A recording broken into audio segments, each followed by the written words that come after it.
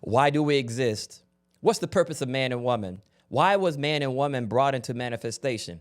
You know, many traditions, many religions have attempted to answer this question, but none greater than the ancient Kemetic or ancient Egyptian philosophy of the Ma'asah. I'm going to teach you from that perspective why you exist and how you can use this perspective to go about your life. Let's talk about it.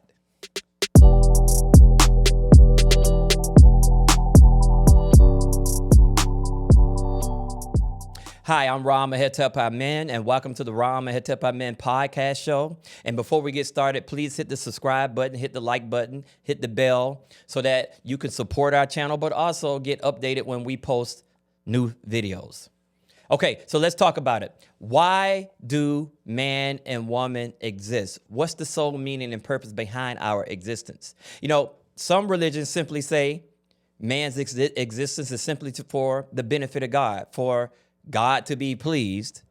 And, you know, I'm not here to criticize those traditions and things of that nature, but really there's a broader spectrum that defines the purpose of our existence that I think if everybody understood this reality, the world, our societies, our neighborhoods, our families, our relationships would be 100 times better if we simply understood what I'm about to share with you today. All right, so let's get into it.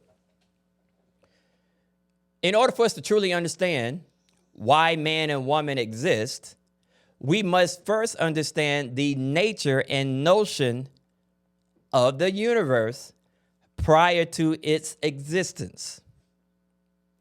Now, one of the things that we learned from the ancient Kemetic Genesis story is that this entity that they call Nebuchadnezzar existed prior to the manifestation of the universe.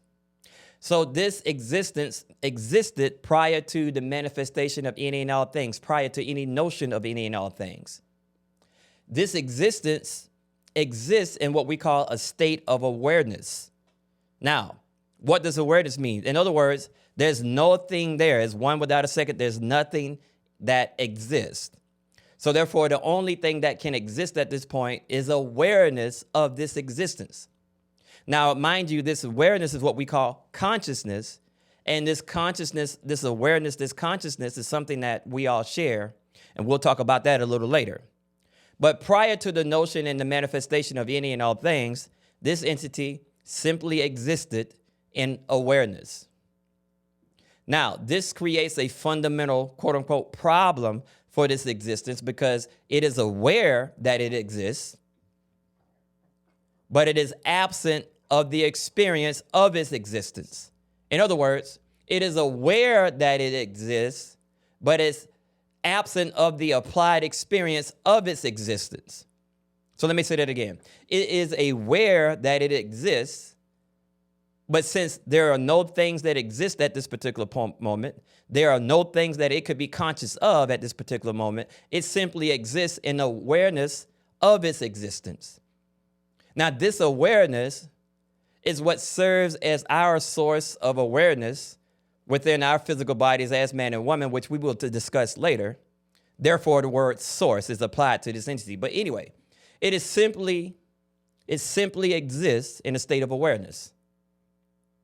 This awareness is the singularity. It is one without a second. It cannot be added to. It cannot be subtracted from. It cannot be destroyed or diminished. So this awareness exists without the applied experience of this awareness.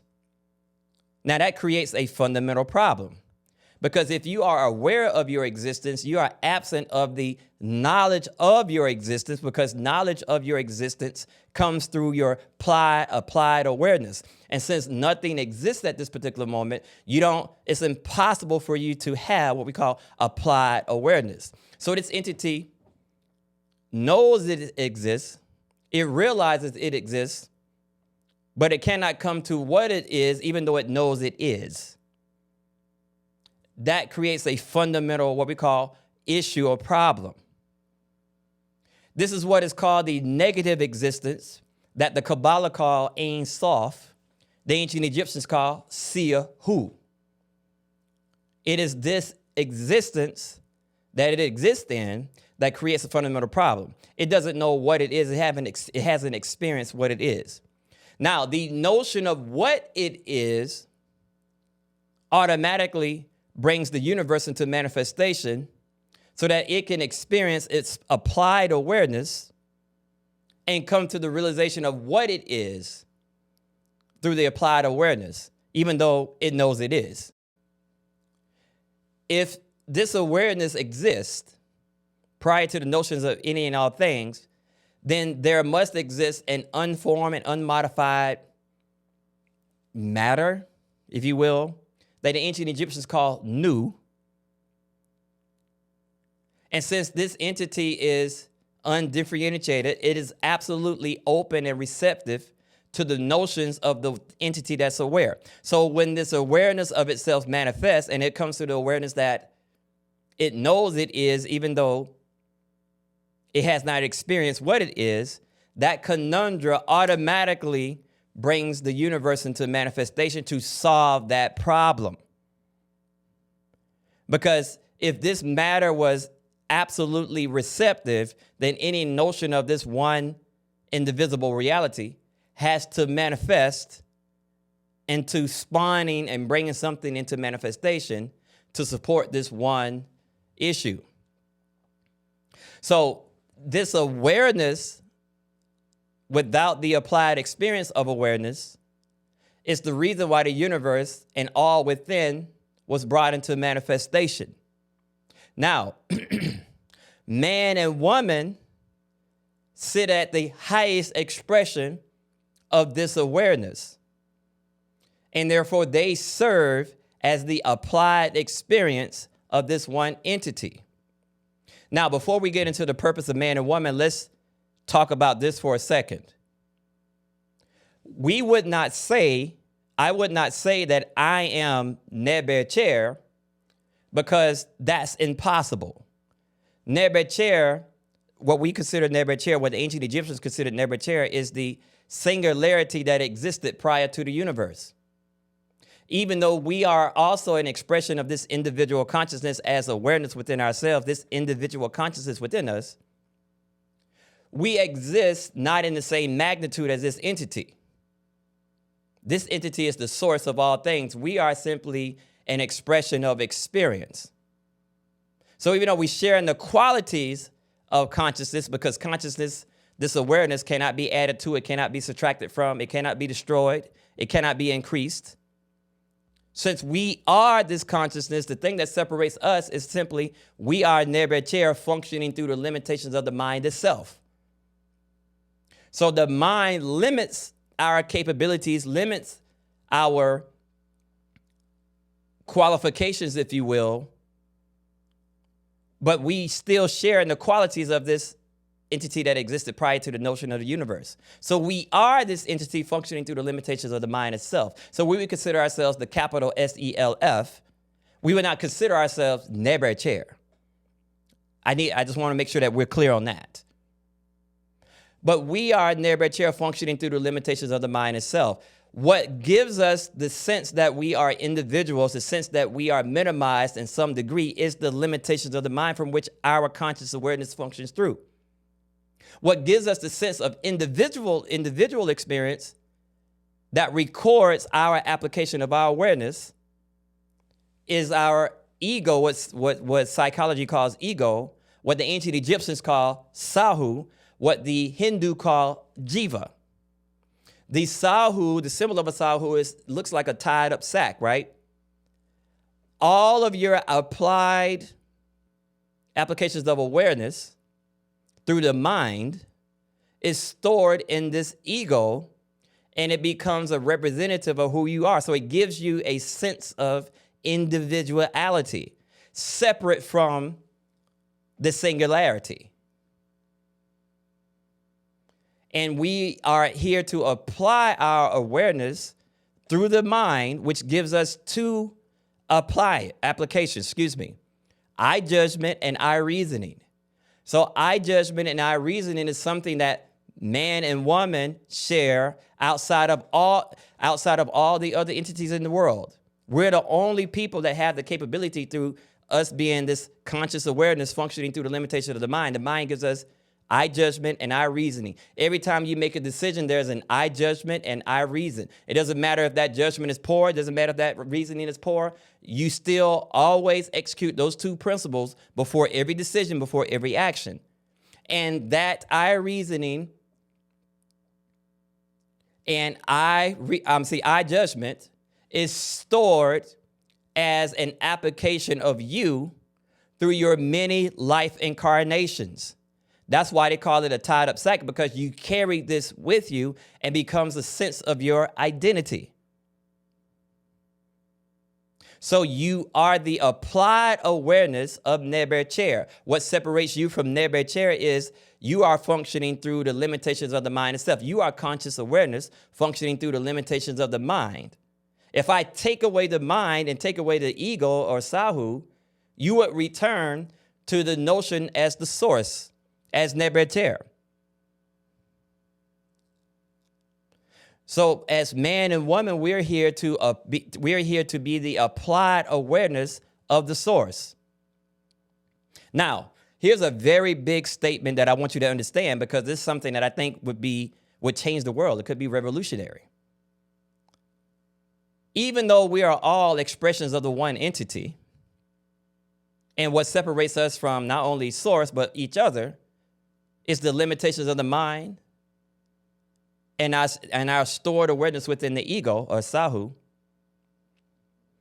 there is still only one experiencer. So one of the most beautiful things that the ancient Egyptians, the ancient Cometians, the ancient Africans stated was, there is only one experiencer manifesting through all things. There is only one experiencer. I am an expression of Neber Chair functioning through the limitations of the mind itself. You are an expression of Neber Chair functioning through the limitations of the mind itself. The rapist is Neber Chair functioning through the limitations of the mind itself.